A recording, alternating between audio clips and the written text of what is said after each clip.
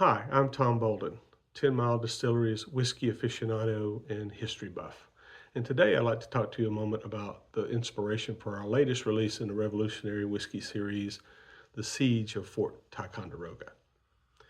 In all of military history, few defeats are as dramatic as the fall of Fort Ticonderoga in July 1777. This star shaped fortress fell to British forces without a single shot being fired in its defense. The story of how tactical innovation defeated stone walls to offer valuable lessons about the dangers of conventional thinking and the limits of military success without strategic visions. By summer 1777, the British had developed an ambitious plan to crush the American rebellion once and for all. General John Burgoyne would advance south from Canada down Lake Champlain, while coordinated forces moved from other directions to converge near Albany. The objective was straightforward: split New England from the southern colonies and defeat the rebellion piece by piece. Fort Ticonderoga stood squarely in the path of this grand strategy. Located at the southern tip of Lake Champlain, the fortress controlled the water route between Canada and the Hudson River Valley. Whoever controlled Ticonderoga controlled the gateway to American heartland. The fort's reputation was formidable. Just 2 years earlier, Ethan Allen and Benedict Arnold had seized it from the British in a daring dawn raid that became one of the Revolution's first victories. Since then, the Americans had spent 2 years strengthening the position with earthworks and stockades, adding to its already impressive stone walls and multiple bastions. The 3,000-man garrison under Major General Arthur St. Clair, a Scottish-born veteran, prepared to defend what many considered an impregnable position. As Gentleman Johnny Burgoyne approached in early July with nearly 8,000 troops, St. Clair faced a growing problem. His garrison was too small to properly man the extensive fortifications, and supplies were running dangerously low. But the fort's geography seemed to offer natural advantages. Fort Ticonderoga was surrounded by high ground: Mount Hope to the northwest, Mount Independence across the lake to the east, and Sugarloaf Hill to the southwest. The Americans had fortified Mount Independence and connected it to the main fort with a bridge of boats. They held Mount Hope with a smaller fortification, but Sugarloaf Hill represented their fatal blind spot. Standing 750 feet above the lake, Sugarloaf Hill dominated the entire Ticonderoga position. American engineers had surveyed it years earlier and dismissed it with confident certainty, stating that the hill was too steep and rocky for artillery.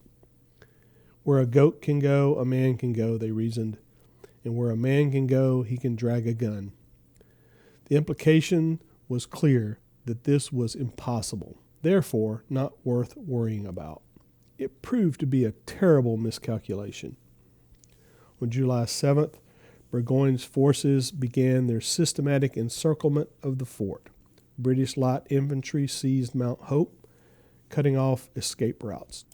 German troops under Baron von Raedessel moved to block the road south. The decisive blow came from an unexpected source. Lieutenant William Twiss of the Royal Engineers had been studying Sugarloaf Hill through his telescope with fresh eyes. Unlike his American counterparts, he saw an opportunity where others saw impossibility. The hill could be fortified, and once British guns crowned its summit, Fort Ticonderoga would become completely untenable. On July 4th, while Americans inside the fort marked their young nation's first anniversary, Burgoyne ordered his men to begin the seemingly impossible task. Working through the night, British and German soldiers cut a zigzag path up the rocky slope, dragging 12-pound cannons and howitzers to positions that the Americans had deemed unreachable. The morning of July 5th brought devastating revelations. As American sentries scanned the surrounding hills through the early morning mist, one spotted something that sent shock waves through the garrison. It was the distinctive outline of cannon barrels against the sky on Sugarloaf Hill. Officers rushed to the walls with telescopes, confirming their worst fears. British artillery now occupied every inch of Fort Ticonderoga. The guns could rake the courtyard, destroy the barracks, and make life impossible for the garrison. The great fortress had been rendered useless by a feat of military engineering that conventional wisdom had declared impossible.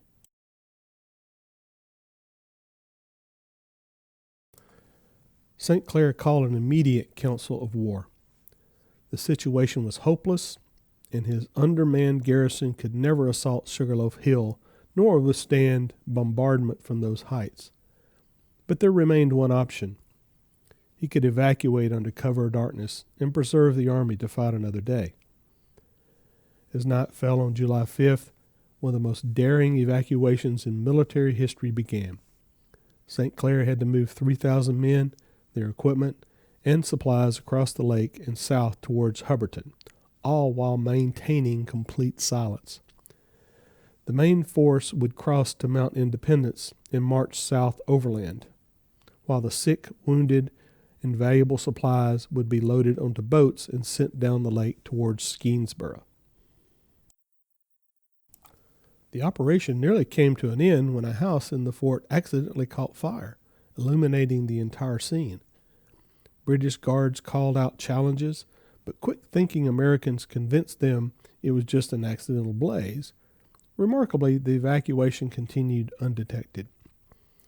By dawn on July 6th, Fort Ticonderoga stood nearly empty. St. Clair had successfully evacuated his entire garrison without losing a single man to enemy action during the withdrawal itself. The mighty fortress had fallen without a shot fired, which was a remarkable achievement in military logistics, even if the strategic loss was terrible. As British troops cautiously entered the abandoned fort, they could hardly believe their fortune. Burgoyne immediately dispatched pursuit forces that would catch and maul the retreating Americans at Hubbardton and Skenesborough. Hundreds were killed or captured, and virtually all supplies lost. News of Ticonderoga's fall sent shockwaves through America. Many blamed St. Clair, accusing him of cowardice or even treason, though he would later be court-martialed and cleared. British newspapers proclaimed Burgoyne the hero of the hour, and even George Washington admitted the loss was a serious blow. Yet Burgoyne's very success contained the seeds of his eventual downfall. The easy victory at Ticonderoga made him overconfident, leading him to push deeper into American wilderness without adequate supplies or communications with other British forces. The tactical brilliance that won Ticonderoga would soon be overshadowed by bad decisions culminating in disaster at Saratoga just 3 months later. The siege of Fort Ticonderoga demonstrates how tactical innovations can overcome seemingly impossible odds. It also reveals the limits of tactical success without broader strategic vision. Lieutenant Twiss's recognition that Sugarloaf Hill could be fortified changed the entire course of the 1777 campaign. But winning a battle, as Burgoyne would discover, can sometimes be the first steps towards losing a war. The fortress that fell without a shot remains a powerful reminder that yesterday's certainties can become tomorrow's catastrophic miscalculations, and that no position is beyond capture.